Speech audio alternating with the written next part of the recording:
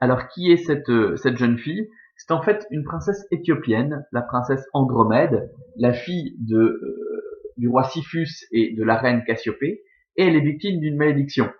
Sa mère a osé prétendre qu'elle était aussi belle que la déesse Amphitrite, la déesse des mers et des océans, l'épouse de Poséidon. Et donc Amphitrite, furieuse, a ordonné que cette jeune fille soit dévorée par un monstre. Donc enchaînée et dévorée par un monstre, sinon c'est tout le pays qui serait détruit. Et donc Persée voit cette jeune fille, il en tombe immédiatement amoureux, et donc cette jeune fille est noire puisque c'est une princesse éthiopienne. Donc il en tombe follement amoureux. Alors avant de la libérer, il va d'abord voir sa mère, Cassiopée, et lui demande l'autorisation d'épouser cette jeune fille, de pouvoir épouser cette jeune fille, s'il parvient à tuer le monstre et à la libérer. Cassiopée, désespérée, accepte, et donc c'est elle qui dirige. Hein. Le roi Siphus est un prince consort, hein, en réalité. Et donc, cette mère désespérée accepte. Donc, Persée y va, il retourne voir Andromède, qui s'apprête à être dévoré. Alors, je recherche voilà, Persée et Andromède, je cherche mes illustrations. Donc, il voit Andromède qui s'apprête à être dévoré par le monstre, hein, donc enchaîné à son rocher. Vous voyez bien ici, sur ce tableau, les chaînes. Et donc, il va essayer de se battre contre le monstre. Il voit qu'il n'y arrive pas, et donc, il a une idée soudaine. Il va sortir du sac la tête de Méduse, la brandir, et le monstre Kétus va être transformé en statue de sel. Alors, ça explique plein de choses, puisque le monstre est dans la mer et qu'il est transformé en statue de sel, eh bien, le sel va se dissoudre dans l'eau, et c'est comme ça qu'on explique que la mer soit salée. Donc, la mer est salée à cause de cela. Ensuite, le sang de Méduse goûte dans l'eau et va se fossiliser et va former le corail rouge. C'est pour cela que porter une amulette, donc un bijou en corail rouge, porte bonheur, éloigne le mauvais œil, puisque quiconque va vous regarder va être pétrifié symboliquement, s'il a de mauvaises intentions contre vous, va être pétrifié par cette amulette, par ce bijou. Donc voilà, ça explique donc ces deux choses-là. Il délivre Andromède, l'épouse, et la ramène chez lui, euh, dans la ville de... Alors je sais plus c'est quelle ville. Je crois que c'est la ville d'Argos. Donc il la ramène dans la ville d'Argos, et ils vont avoir des enfants. Et donc ces enfants seront métis, puisque forcément Andromède est noire, tandis que le papa est blanc. Donc ces enfants seront métis, et les petits-enfants seront cartérons. Donc c'est-à-dire qu'ils auront un quart de sang noir, et dans leurs petits-enfants, vous avez Hercule, notamment. Donc Hercule était cartéron, puisque sa grand-mère était noire. Comme Alexandre Dumas, d'ailleurs. Quand vous regardez Alexandre Dumas, vous voyez qu'il a un type négroïde très prononcé, même s'il est blanc. En fait, sa grand-mère était noire, et ça se voit physiquement.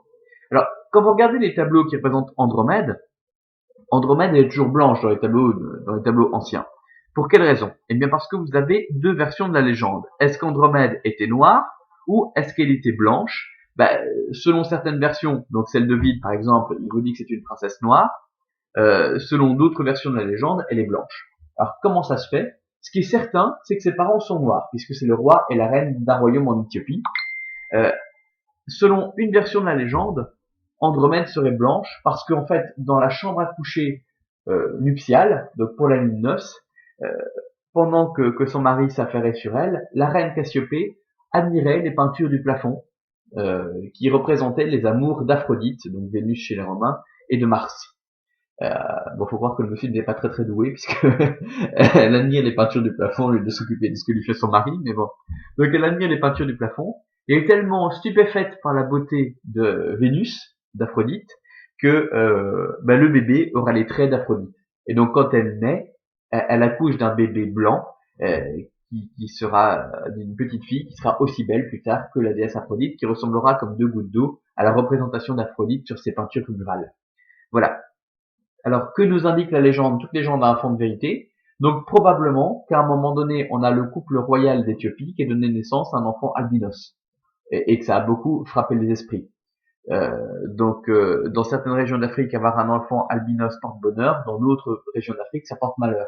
Donc bon, c'est un petit peu curieux, mais c'est comme cela. Alors, je surveille le temps toujours. Voilà, j'ai appuyé sur pause, je suis désolé. J'ai un petit peu de temps pour poursuivre ma légende.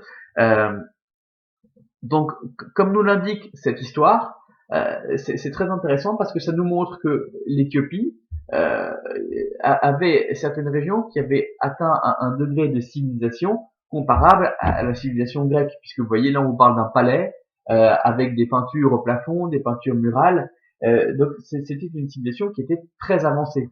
Donc en fait, la civilisation africaine, les civilisations africaines ont été totalement occultées et anéanties par le colonialisme du 19e. Et on est seulement, à l'heure actuelle, au fur et à mesure que les conflits euh, se calment dans les pays africains, on est seulement en train de procéder à des fouilles archéologiques et on redécouvre tous ces royaumes et toute leur richesse. L'Éthiopie donc a une terre qui est extrêmement fertile, a une richesse dans le sol qui est aussi incroyable. Elle est très proche de l'Égypte, qui était très très civilisée. Elle est proche aussi de la Grèce, donc ils avaient des contacts avec la Grèce et avec l'Égypte. Donc forcément, il n'y a aucune raison qui voudrait que ces pays soient moins civilisés que les autres dans l'Antiquité. Donc l'Éthiopie avait atteint un degré de civilisation qui était tout à fait comparable à celui de la civilisation grecque ou à celui de la civilisation romaine. Et quand on redécouvre des palais, qu'on redécouvre des temples taillés dans la roche, quand on redécouvre des objets provenant d'Éthiopie et datant de l'époque antique jusqu'au Moyen Âge en fait, on découvre des civilisations qui sont extraordinaires. Je vous invite notamment à regarder les églises, à essayer de faire une petite recherche sur Internet pour voir les églises taillées dans la roche en Éthiopie. Ce sont des merveilles.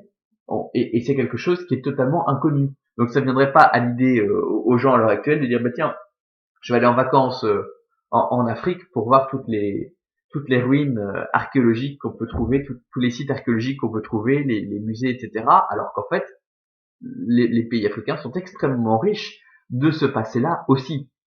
Hein. Nous, on pense toujours à l'art premier, pas du tout. Ils ont un passé antique et moyenâgeux qui est extrêmement riche et très culturel. Euh, voilà. Bien donc qui clôt cette histoire d'Andromède et de Persée. Donc voilà, donc Persée l'aimait, même s'il était noir. Ça vous montre aussi que dans l'Antiquité, la couleur de la peau n'a pas d'importance. Donc le rejet de la couleur noire à partir du Moyen Âge, même un peu plus tard je pense, à partir de la Renaissance, est en fait une notion chrétienne. Dans l'Antiquité, on n'a pas la notion chrétienne, donc ça ne vient absolument à l'idée de personne.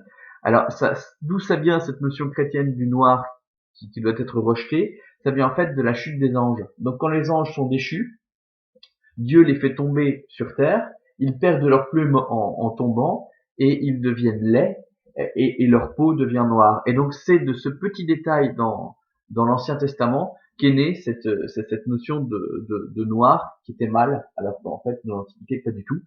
Qu'est-ce que je voulais vous dire d'autre? Oui, alors comment on explique dans l'Antiquité qu'il y ait des gens noirs et des gens blancs? Il y a une légende qui l'explique. En fait, quand on pense à Éthiopie. Éthiopie en grec ancien, ça veut dire le pays des hommes brûlés. Donc la peau est brûlée. Alors pourquoi est-ce qu'elle est brûlée? À cause d'une erreur des dieux. Donc en fait, quand Phaéton, dont je vous ai déjà raconté la légende, vole le char, quand ce petit garçon vole le char d'Apollon, le char du soleil, il brinque-balle sur les rails de la voûte céleste, et à un moment donné, le char manque de verser, et il s'approche trop près de l'Éthiopie et va brûler le pays. Et donc, à partir de ce moment-là, les gens ont été brûlés tellement en profondeur que même leurs descendants seront noirs. Et donc, vous voyez que dans l'Antiquité, il y a une légende qui explique cela, mais il n'y a pas de connotation péjorative, ils sont pas maudits par les dieux. Donc, c'est simplement des gens à la peau noire qui sont tout à fait comme les autres. Vous voyez, donc il n'y a pas de racisme sur la couleur de la peau dans l'Antiquité, c'était cela que je voulais vous expliquer. Bon, je surveille le temps, puis on va continuer avec un autre exemple mythologique. Voilà, il est temps d'arrêter la vidéo, donc j'en reprends une tout de suite.